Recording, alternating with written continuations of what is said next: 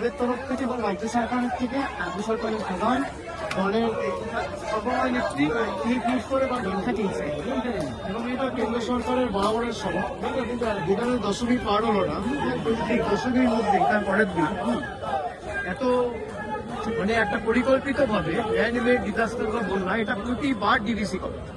এবার যেহেতু নির্বাচন রয়েছে, তাই বাংলার বিরোধী স্বভাব বা আচরণটা দেখাতে হবে, তাই পুজোটাকেও এটা রেয়াত করলো না, ছাড়লো না।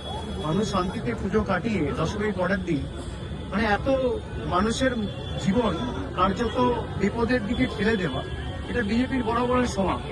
স্টেট গভর্নমেন্টকে ইন্টিমেট না করে ম্যানমেড ডিজাস্টার, আবার বলবে সেখানে আমাদের স্টেট গভর্নমেন্টের প্রতিনিধি রয়েছে, কিন্তু আপনারা তো স্টেট গভর্নমেন্টের সাথে কোনো রকম ইন্টিমেশন, কোনো কোঅর্ডিনেশন করেন, কোনো আলোচনা করেন। আর বাংলার প্রতি বঞ্চনা কেন? বাংলাকে ভাষাতে চেয়েছে। বাংলা যেহেতু এদের ভোট দেয়নি, বাংলাকে ভাষাতে চেয়েছে। বিসর্জন হবে বাঙালির না, বঙ্গবাসীর না, বাংলার বিরোধীর জমিদারদের বিজেপি।